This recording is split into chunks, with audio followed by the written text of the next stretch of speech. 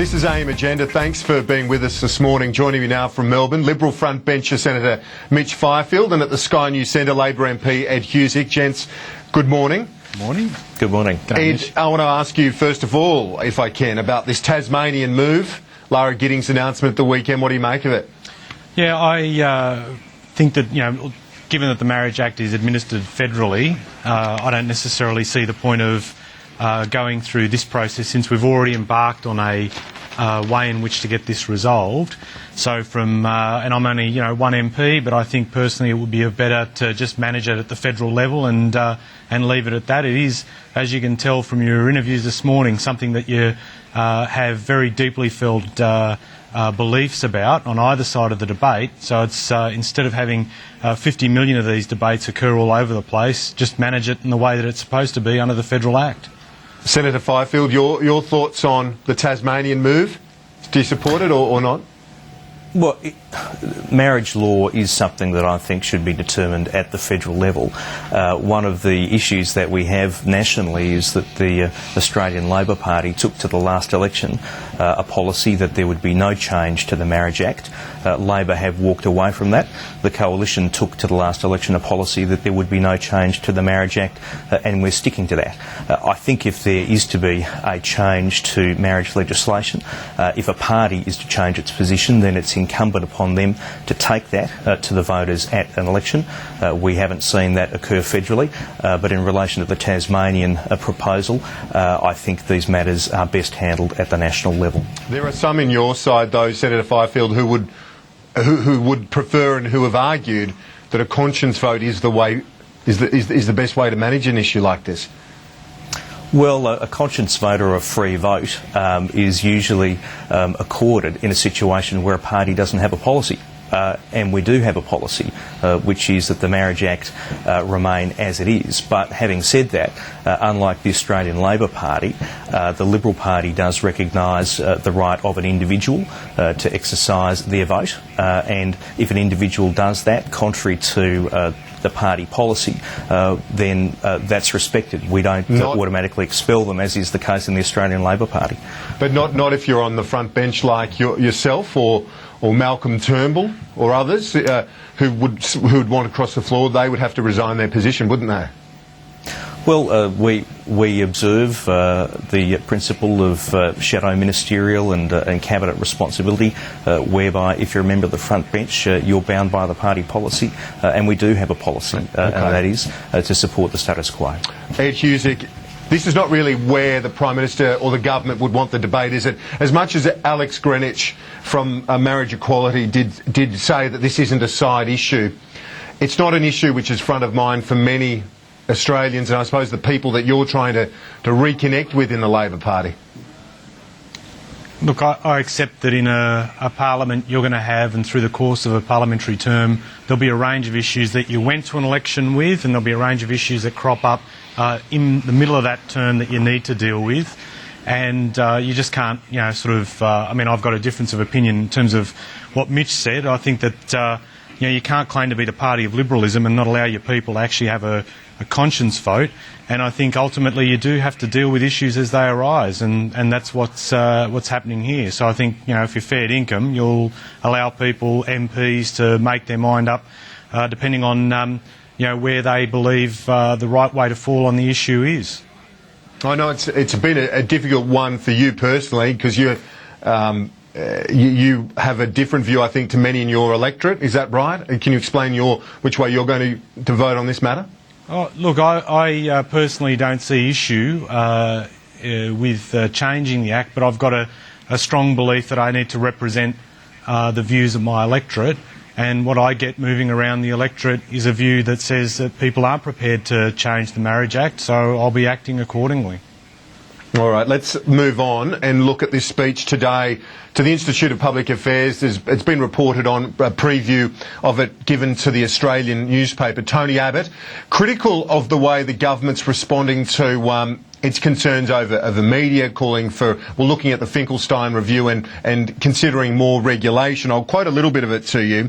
Instead of conceding criticism is a fair cop, likely to spur better performance, the current government's response has been thinly veiled intimidation of critics, masquerading as proposals for better regulation. Ed Husic, what do you say to this argument by Tony Abbott that essentially the government's got a glass jaw? Well, I, for one, am looking forward to this speech. I think it's a revelation from a mob that basically browbeat and harangued and changed board positions on the ABC for the entire time it was in government. It was a sort of core, almost like a core reason for being to change the ABC. Now they're the champions of freedom. What I also noticed in today's excerpt of the speech, which is contained in the newspapers today, is not an ironclad position by the Leader of the Opposition on retaining provisions that try to avoid incitations of hatred or racial vilification, but rather a claim that said we'd be prepared to look at it. Well, if you're fair dinkum on this issue, you'll take a hard line. I don't think there's any room in public for debate for inciting of hate, and I think they should rule that out straight away. Rule out any change to it, but isn't there a sense that it is hindering free speech as well, Ed Husic? No, I think there's absolutely a place for reasoned argument, for logical examination of issues, not one that seeks to marginalise one section of the community from the other. I've got no issue with it. And I also, I've copped my fair share, and I'm only a backbencher, but you'll get people that will be critical of you, and I think a lot of people going into politics have a thick skin. I don't think that really this is what's at the heart of what the coalition are talking about. As I said, they're supposed to be the party of liberalism, but they take a very convenient view, if I could put it, on these issues. Okay, let's get Senator Fifield's thoughts on this. Firstly, on this proposal to repeal Section 18C of the Racial Discrimination Act, is this going to allow the sort of language and arguments that we don't want to see in this country that could see people prejudiced? Well, look, there's zero tolerance on the part of the coalition for actions or behaviour or words that incite hatred or incite racial prejudice. But there's a big difference between that and words which may simply cause offence. I don't think that you can outlaw bad journalism or journalism that may cause some people offence, and that's really the issue that was at play in the case of Mr Bolt. Some people may have found what he said offensive, but there's a big difference between that and actually inciting hatred. But I think Tony's fundamental thesis today is that the Australian Labor Party has an issue with certain news organisations and it has an issue with coverage that it doesn't like, and so it is looking for different mechanisms to seek to shut down criticism, to seek to shut down those particular journalists that it doesn't like. Government should be in the business of seeking to promote freedom of expression and freedom of choice, even if the government of the day doesn't like that. And I've got to say, this government gives journalists plenty of material to work with. Sorry. Senator Fifield, I'll come back to you in a moment. Ed Husic, yeah. I do want to put to Senator Fifield something. I've been here long enough to remember Richard Alston, I think, lodging over 60 complaints about the ABC around the Iraq war coverage. So the coalition in government sung a different tune, didn't it? No, not at all. The ABC is a taxpayer-funded broadcaster, and it does a good job. But any individual citizen, be they a member of the Parliament or a member of the public, is entitled to put forward if they think that a particular conflict isn't receiving a balanced coverage. And I think that's all that Richard Alston was seeking. But I don't think Richard Alston was proposing, and the coalition has never proposed taking away the editorial independence of the ABC or putting restrictions on them. And contrary to what Ed said... That's a good point. And let's put it to Ed then. Ed Husic, this is a media council backed by federal law. Isn't this a slippery slope when it comes to freedom of the media, that you do want to keep it as a separate arm to the Parliament? It's a pillar of our democracy, isn't it? Well, I think we're still going through all the recommendations of the Finkelstein Review, and trying to work out, obviously, what our response will be to that. So it's not, this is all, and it's basically a great sign that we're debating it. I mean, we're all having an opportunity to have input and say on the issue. But if I can just go back to a point, Kieran, just from what Tony Abbott has written himself in today's papers in The Australian, he says, we would be prepared to maintain a prohibition on inciting hatred against or intimidation of particular racial groups. We would be prepared. It's not ironclad, it's not definite. It's almost saying like this is up for grabs as to whether or not we'll continue to support it. I take on board what Mitch says a few moments ago, and certainly that may be his position, but you need to contrast that against the words of the Leader of the Opposition in today's press. Okay, well, but what about on that issue of a media oversight body backed by federal parliament, an oversight body authorised by the parliament?